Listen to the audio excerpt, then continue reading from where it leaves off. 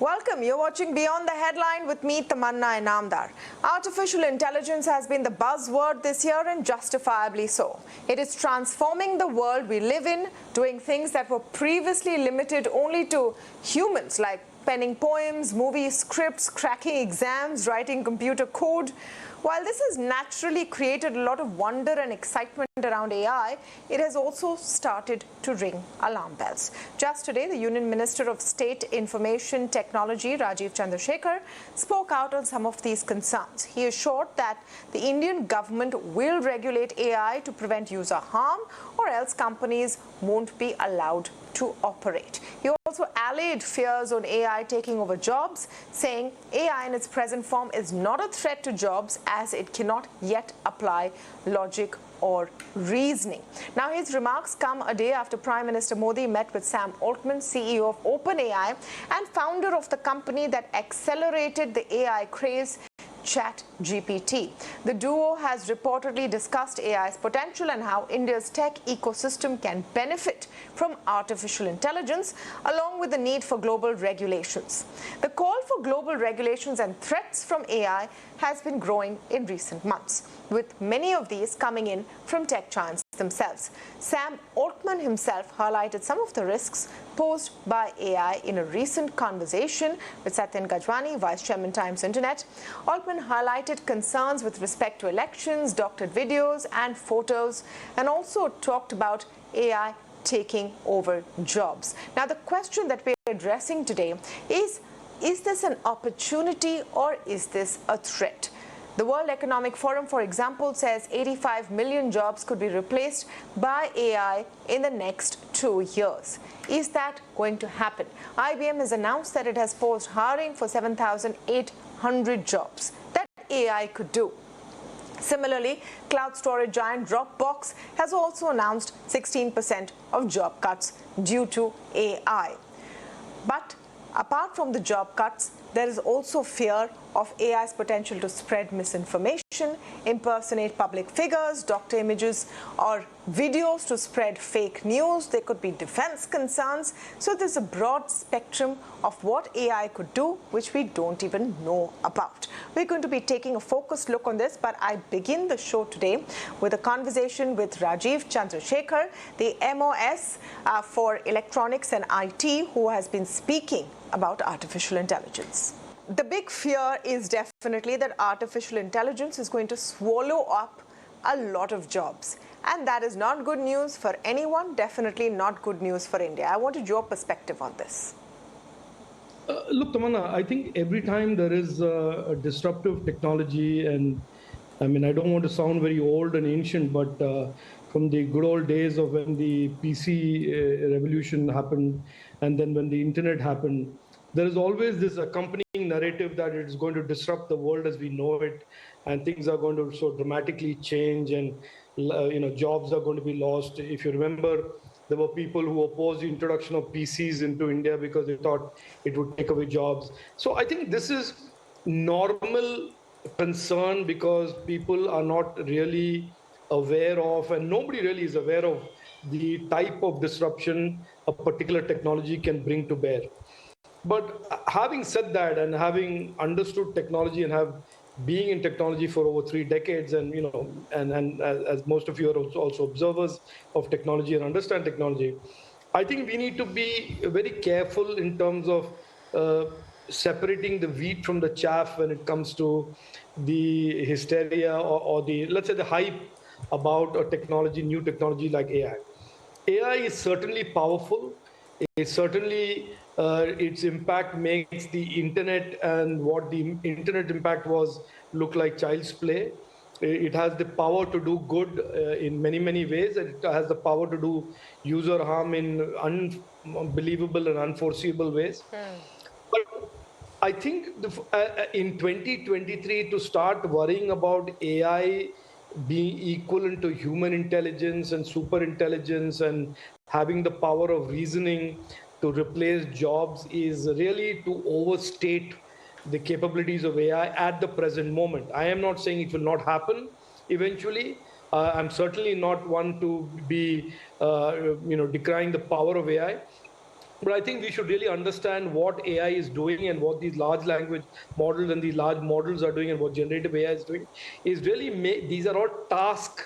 It's making things that are task-based much easier to do. They bring more efficiency. They bring more knowledge into the task than ever before. So we are essentially moving into a domain of smart work, smarter management of our work, rather than being replaced by super intelligence, human intelligence, reasoning. That has still a ways to go.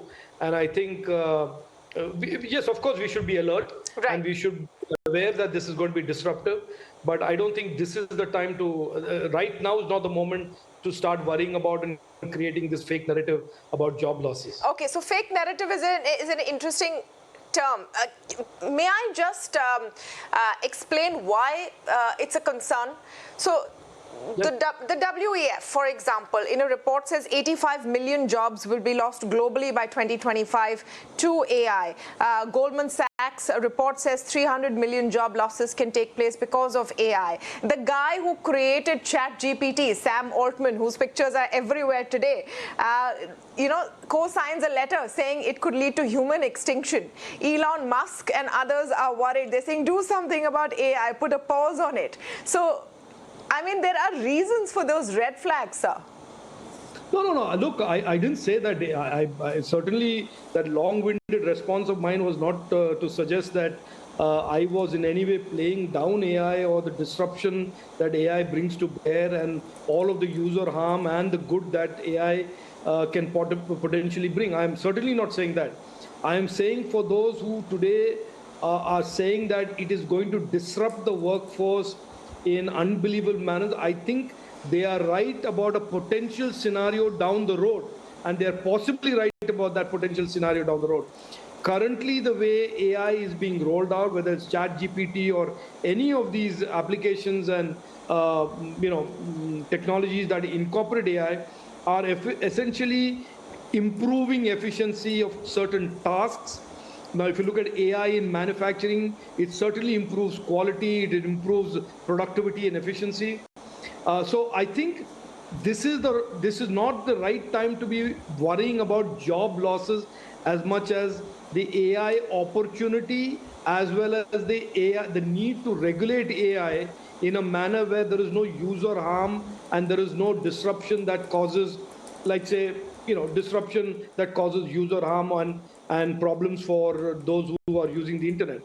So our focus is that currently. Our focus is really as a government to create more and more skilling opportunities for the opportunities that AI represents, and create more and more pathways to skilling and create a force and talent that can avail of these opportunities, rather than look at the downside, which is there for every technology, that there will be some disruption in the workforce. But I don't think it is of the kind that, I don't know, you mentioned some 2-3 big fancy names. I don't think certainly of the kind that the World Economic Forum in Davos comes up with. Okay, so yes, I was talking about WEF report. I was talking about Goldman Sachs. I'm talking about the fact that the IBM chief is saying that he is going to replace, instead of hiring 8,000 people, he's going to replace it with AI. So those were some of the red flags. But let me come to the guardrails. Everyone's new favorite term. Let's put up guardrails. Let's put up guardrails. And I've been waiting to ask you this question. What do we mean? What are those guardrails? How would India, for example, go about regulating something like the progress and the tech development of artificial intelligence? So we have some thoughts on that, Tamanna. And as you know, the India AI program was launched by the PM way before ChatGPT became fashionable or Sam Altman became the new poster boy, taken from Mark Zuckerberg and the likes of them. But look, that was just a joke. But I really think that we have seen AI coming for some time now. And our approach to AI, as is with Web3 or as is with any other emerging technology that we can foresee today and we cannot foresee, is the same, which is that we will probably regulate this through the prism of user harm. That innovation is okay, innovation is good, as long as it does not trespass into creating prejudice and harm for those who use the technology or those who are on the internet in general. So we are taking an approach that, unlike some other countries and unlike some other areas, geographies, that we will not regulate it through use cases.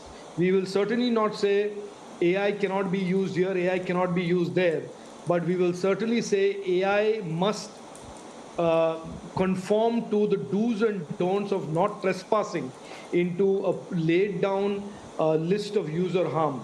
And we, as you know, Tamanna, way back from May 2021, the government has started regulating the internet and look at platforms on the internet through the prism of user harm, and it has been very successful. We've got these IT rules today that to really prescribe under Rule 3 what are the no-go areas for platforms and intermediaries, and we suspect that that is the way we are going to approach AI regulation as well. Okay. May I ask you a bit of more detail on this? What is the, for example, case scenario? If there is an Indian company developing this technology, would there be government oversight on how it's being used, or what is the kind of data being used? What if that technology is not being developed by an Indian company? More likely, like right now, you already have ChatGPT out there or GPT-4 out there. What would be then the ambit of Indian regulation? So this is possibly going to become a slightly longish conversation, Tamanna, because let me just tell you how we've designed India AI, how the Prime Minister has envisioned India AI. We are assembling all of the data sets that are available under the government into what is going to be one of the largest data sets program in the world, called the India Data Sets Program. And so these are diverse data sets that are in essence the raw material for any language model, any learning model. And these data sets will be offered on a curated basis to Indian startups and Indian researchers only. So the chances that any foreign company gets hold of Indian data or Indian data sets essentially is very limited and restricted. Because the India Datasets program is only available for Indian startups and entrepreneurs and researchers. On the other hand, on Digital Personal Data Protection Bill, once it is passed through Parliament, the odds that Indian personal data is used by any AI model, which is non-Indian, recede considerably. So therefore, to answer your question, a number of pieces are being put into place. The Digital India Act, which is soon to come, the Digital Personal Data Protection Bill that has been completed and is going to Cabinet and to the Parliament soon, the National Data Governance Policy that has been again finalized after consultation and is going to Cabinet and for government approval. These pieces, along with the fact that in the forthcoming Digital India Act, we will regulate the user harm of any emerging technologies, will essentially form the framework of regulation for AI or any other emerging technology that uses data, anonymized, personal or non-personal. So I don't know if that's a sufficiently clear answer, but that is a longish answer to a slightly complex question. Okay. No, so that gives us some idea of how Indian data will be protected. But let me just come to you on your thoughts on the larger concerns around AI. Things like fake news, manipulation of video. I mean, the scenarios being painted, forget about singularity and a machine or an intelligence which overtakes humanity. But in this day and age, you could potentially have the picture of a world leader or the image of a world leader saying something they just simply didn't, which could create a lot of trouble. I mean, the opportunities and the threats are endless. How do we plan to address that? Oh, absolutely. I think this is a point that was reiterated by Sam Altman yesterday, that if you think the deep fakes that we are seeing today are problematic, you ain't seen nothing yet. I mean, in the next 1 year or so, or even in a smaller time frame, these deep fakes are going to look so authentic. And he said this in a group of people that the deep fakes could take any one of your images and create a video about you saying something that is clearly fake and false. And we have already made a move on that, Tamanna, with making sure in the IT Act and the IT rules that we have addressed misinformation and patently false information as an area, no-go area for all platforms on the internet. And that is already found place in our current jurisprudence as a principle. And in the Digital India Act, this principle and this list of user harms expanded to include specific user harm that are unique to AI will be put together as a list and regulated. AI and indeed any other emerging technologies will be regulated from the prism of user harm. That means that these harms your platform cannot cause. And there is no question of blaming the user of the platform for the user harm, because it is the platform owner that has to be responsible that the platform's technology cannot cause that harm. So we are going down that direction, Tamanna. I don't know, again, if I made it very clear, but that is exactly the way we are going. Well, frankly, it's as clear as anyone can be right now because we don't know what's coming. Nobody seems to know what's coming. And we've talked about the threats side of it. Let's talk about the opportunities side of it. The sense is that if Microsoft, Google, Musk, everyone is jumping onto AI, wants to be at the forefront, it's something like a national asset. What is India going to do to ensure that we aren't left behind on the brink of a very big technological breakthrough?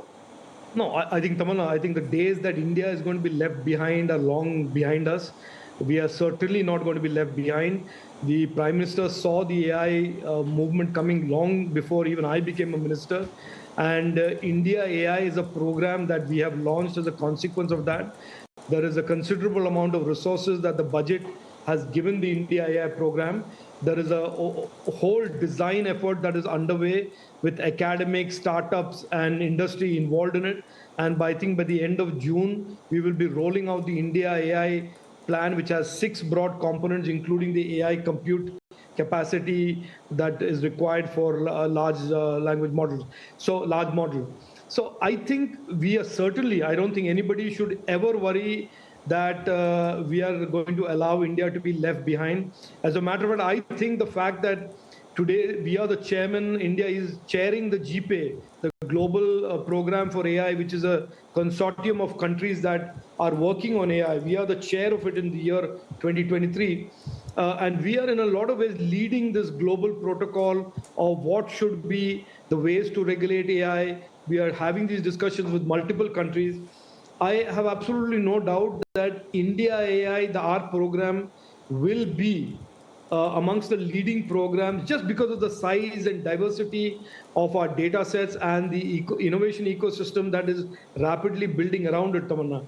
So if there's any doubt about us being left behind, I would urge you not to have that. I mean, in the point of view, we need our companies, Indian-owned, Indian-run companies at the forefront of this technology as well. I can give you at least 20 AI startups, Tamanna, and which I encourage you to meet with and interview and talk to, who are doing such great work in AI. So it's not like Sam Altman is the only person in the planet who's doing AI.